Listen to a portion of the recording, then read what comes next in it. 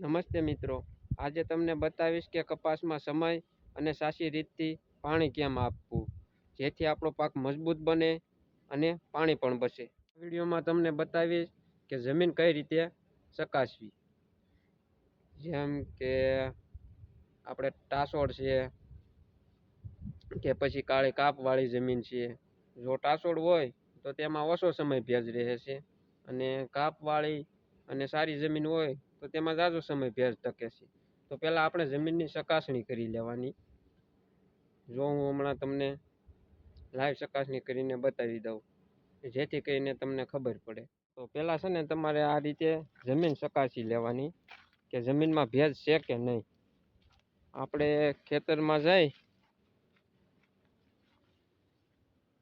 તમે જોઈ શકો છો, આમાં આપણે પાળામાં વાવેતર હોય આવી રીતનું કે આંગળી દબાવીને જોઈ જોવાનું ભેજ આવે છે કે નહીં। નીચેથી થોડીક ધૂળ કાઢી લેવાની અને પછી જોવાનું જો આમાં ભેજ છે કે નહીં। જો ભેજ ન હોય તો પાણી આપવું અને ભેજને આપણી આંગળીને ચોંટી જતો હોય તો 2-4 દી હજી જવા દેવા। ભેજ સુકાઈ જાય પછી જ પાણી આપવું જોઈએ। અને જો કાળી જમીન હોય તો તેમાં ભેજ વધુ ટકી રહે છે અને ટાસોડ હોય તો ઓછો ટકે।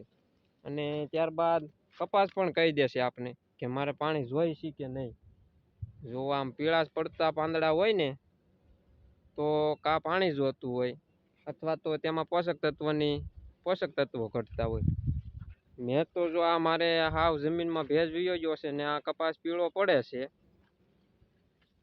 2 દી પહેલાં ઓલી કોઈ પાયો તો ત્યાં પાછો લીલો ને કાળો કપાસ થઈ ગયો છે। એટલે મને તો ખબર પડી ગઈ કે આમાં મારે પાણીની અછત હતી।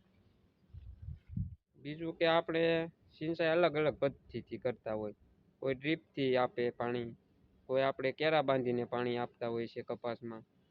એ જમીનની ચકાસણી કરીને પછી જ પાણી આપવું જોઈએ। આપણે આમાં બીજી એક કે આપણે ભૂલ બહુ કરવી છે પિયત આપવા ટાણે। જો કપાસને પાણી વધી જાય તો પણ તે છોડને નુકસાન કરે છે, કેમ કે તેના મૂળિયા છે તે સડી જાય છે અને વરસાદ આવે એટલે તરત આપણે પાણી ચાલુ કરી દઈએ છીએ। ના, એમાં ભેજ સુકાવા દેવો જોઈએ પછી જ પાણી ચાલુ કરાય। કપાસ એમ કે ના હવે મારે પાણી જોઈ છે, આપણે તો ખેડૂતના દીકરા છીએ, કપાસ જોવી ત્યાં ખબર પડી જાય, લાસતો હોય લંઘાતો હોય ત્યારે તેને પાણી આપવું જોઈએ। અને બીજી ભૂલ એક એ કરવી છે કે વરસાદ આવે એટલે તરત પાણી આપણે આપી દઈએ, ભેજ હજી સુકાણો ન હોય એવું હંધુય હોય ત્યાં।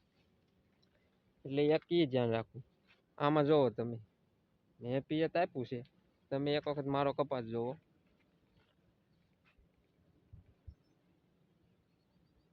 તમે કહો ને એની ઘોડે મારે 2 પ્રકારની જમીન છે। આ ભાગ રહ્યો તે થોડોક ટાસોડ છે અને અહીંથી પછી સામેનો ભાગ છે એ હંધોય કાપવાળી ને કાળી જમીન છે। હું શું કરું, ટાસોડમાં છે ને મારે ભેજ સુકાઈ જાય એટલે ખાલી ટાસોડ પૂરતું જ પાવાનું, નીચે નથી જવા દેતો। નીચે પછી જરૂર પડે ત્યારે પાછું હંધુય એકારે પાઈ દઉં જેથી કરીને ટાસોડમાં આપણે ભેજ ટકી રહે અને પાણી જોતું હોય ત્યારે મળી રહે। એ રીતનું કરું છું। તમે એક વખત મારો કપાસનો ઘેરો જુઓ। અને બીજું એક, પાણી વધે નહીં તે માટે શું કરવું જોઈએ તો કે તમે જો આ પાટલું જે છે એ હાવ કોરું છે અને આ પાટલામાં મેં પિયત આપ્યું છે,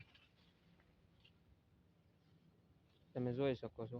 એક મેકીને એક પાવ છું, લાગત નથી પાતો, કારણ કે તેને પાણી ન વધે જેથી કરીને મૂળિયામાં ફંગસ ફૂગ જેવું થઈ જાય, છોડ મળે પીળો પડવા, એના હિસાબે। પાણી વધી જાય તો પણ તકલીફ થાય છે। તમે જો હાલો બતાવો, હું એક મેકીને એક જ પાવ છું।